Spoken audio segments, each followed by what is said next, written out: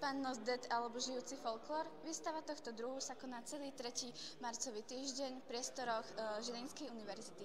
Navštíviť ju môžete každý deň od 14. hodiny. Výstavu vytvorila a expozíciami vás povedie bakalárka Zuzana Gacíková, ktorej sme sa spýtali, čo ju k tomuto inšpirovalo. Inšpirovala ma hlavne moja diplomová práca, keďže vlastne mám diplomovú prácu s názvom Folklór v súčasnej audiokultúre. Rozoberám tam autentický folklór, ktorý porovnávam so súčasným folklórom.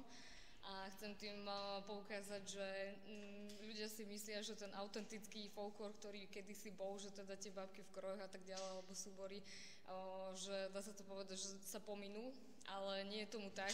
A vlastne aj na toto bude slúžiť tá moja výstava, kde poukážem, že folklór je úplne aj v iných podobách, nie je to len v tom kroji, je to aj ako mestský folklór, teda povesti, ako kedysi boli, lenže sa prispôsobili tej mestskej dobe. No a vlastne na to porovnanie bude slúžiť aj teda punk ako subkultúra. Na slávnostné otvorenie výstavy prišlo množstvo ľudí. Spýtali sme sa ich preto, čo ich sem priviedlo. Zuzku vlastne poznám už asi 3 roky a bola som s ňou na jednom vystúpení Jedlovina, folklórny súbor. Čiže Zuzku poznám, čo robí a viem, že sa venuje tomu folklóru a prišli sme tak trošku podporiť. Pre katedru mediamatiky a kultúrneho dedičstva Miroslava Macková.